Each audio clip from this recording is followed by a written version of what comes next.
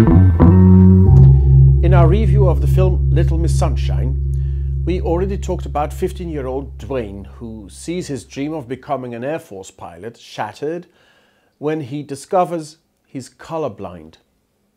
Next to the highway, he runs down a slope, and from the depths of his body, a heartbreaking cry emerges. I don't know whether American theatres actually allow this cry to be heard. Could be that a beep has been placed over it because the word coming out of his body is not very neat. It's an elongated fuck. In the Netflix series History of Swear Words, Nicolas Cage explores how swear words work. To my surprise, I learned there from linguistic scientists that a specific part of the brain is activated when we use swear words. In other words, we are evolutionarily predestined to swear. Using taboo words triggers a number of physical processes. For instance, adrenaline levels rise, and this causes you to gain 5% physical strength by swearing and to tolerate significantly more pain. Before all adolescents now run to their parents with this information to make it clear with all kinds of expletives that there is no point in banning them, they should ask themselves whether precisely this knowledge isn't the reason to maintain the taboo around it. Exactly because they're words that don't belong in our ordinary language, they gain the power that turns them into a survival mechanism. It's a primal cry of powerlessness and pain. I once witnessed such a primal cry personally. The word in question was shit. Short and powerful, it sounded through a living room and it went through the marrow. The scream came from the mouth and intestines of a father whose daughter had been found dead in her home that morning. She'd taken her own life. I can't remember ever seeing such pain as I did that day. Something of that tragic intensity I feel every time I look at Edvard Munch's The Scream. The Rede Museum in Antwerp is one of 15 places in the world where you can see an original lithograph of this iconic work. The image grabs me.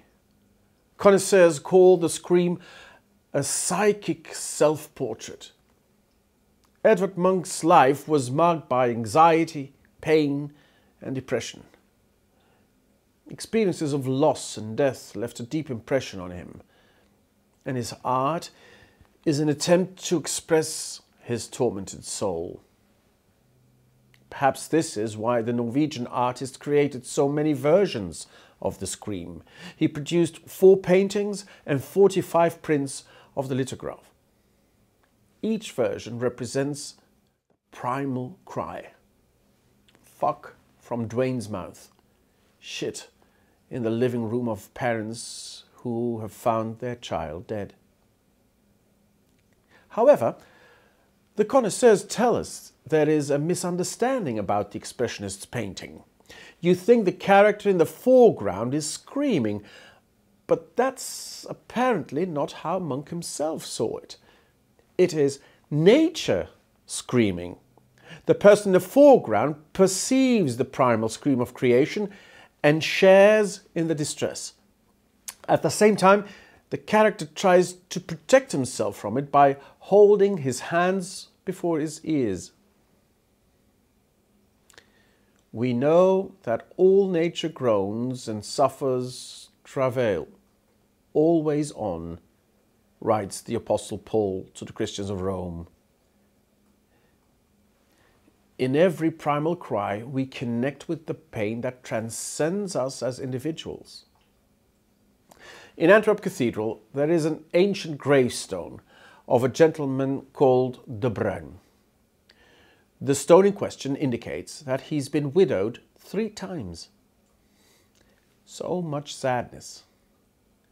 Deafening sounds the cry of creation when you add up all the pain in it. And yet, the world is not without hope. The profanities we use are ready in our brains to ensure that, despite everything, we stand our ground. The primal cry is a survival mechanism, because that's what we do, try to survive with all our might. One of the most famous song lyrics from the oldest part of the Bible depicts this cry. Psalm 130 begins, "Out of the depths I cry to you, O Lord." Even swear words are ultimately meant to communicate. The cry is made to be heard. That's why it doesn't stop at fuck when Dwayne expresses his pain in Little Miss Sunshine. When his mother tries to get him to step back in, she uses the argument that they are a family. "We're not," he shouts. "I don't want to be either. I hate you fucking people." However hurtful, these phrases are necessary to make it possible for the young man to reconnect with his family. "This is how much pain I have," he says, "and this pain I want to share with you." And when someone has no family, not even bystanders to scold, then from the depths of misery, you may still cry out to God. Then, in other words, cursing is allowed. The story goes that during World War II, a Jewish group of prisoners in Auschwitz mounted a trial against God. They sued the Almighty for allegedly failing to keep his promises to the people of Israel. After several nightly sessions in one of the barracks, God was found guilty. It became very quiet in the group of Jews when the verdict had sounded. And then the rabbi who had delivered the verdict took the floor again. All eyes were on him when he said, "Now let's pray." Sometimes in a relationship, it's not about what we communicate, but that the line remains open. And we get no further than shouting. In the 1976 film Network, this becomes a collective cry spurred by the character Howard Beale, a newsreader who discovers that his dismissal is imminent. In a live broadcast, he announces that he will be sacked and indicates that he will commit suicide during his final broadcast. As this subsequently boosts rating, he suddenly falls back into the good graces of his employers. At one point in the film, he addresses the crisis facing the country live. Among other things, he says, "I don't have to tell you things are bad. Everybody knows things are bad. It's a depression. Everybody's out of work or scared of losing their jobs." Beale knows that people in these difficult circumstances prefer to be left alone, but he shouts, "Well, I'm not going to leave you alone. I want you to get mad. I don't want you to protest. I don't want you to riot. I don't want you to write to your congressman because I wouldn't know what to tell you to write. I don't know what to do about the depression and the inflation and the Russians and the crime in the street. All I know is that first, you've got to get mad."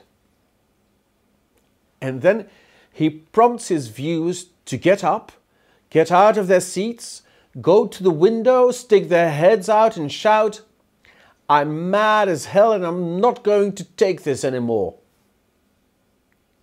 And as the journalist keeps repeating this call, you see how the windows of flat blocks open one by one, and you hear first individual voices and then the shout of a crowd, "I'm mad as hell and I'm not going to take this anymore." I recognize something of this happening in the Jewish day of mourning, Tisha B'Av. In 2024, this day will take place on the 13th of August. Jews mourn that day for the destruction of the temple in Jerusalem in the 6th century BC by the Babylonians, in the 1st century AD by the Romans. A little paradoxical perhaps, but it is a religious feast for which I somewhat envy our Jewish brothers and sisters. It has an awesome power to organize a collective cry. A cry that has no political color. It doesn't demand solution, doesn't want to push through changes. Sharing grief as a community, no more. In the Old Testament, there is even a book entirely dedicated to this day of mourning, Lamentations, it's called. In a barely lit synagogue, this scroll is recited in its entirety. The texts don't shy away from harsh realities. For example, I read, "So I say, my splendor is gone, and all that I had hoped from the Lord. I remember my affliction and my wandering, the bitterness and the gall. I well remember them, and my soul is downcast within me." It's longer than fuck and shit. It's less angry than I'm mad as hell, but it comes from the same abyss of human existence. Except that this age-old lament then opens up explicitly to future. Though a moment ago there was no hope at all, the text continues, "Yet this I call to mind, and therefore I have hope. Because of the Lord's great love, we're not consumed, for his compassions never fail." The primal cry, the scream, the curse, they hurt the ears, but they're there to help us survive. They're indispensable in the great human adventure of standing together in difficult circumstances. And ultimately, they may prove to be the first step in the discovery of a new future, the birth of hope.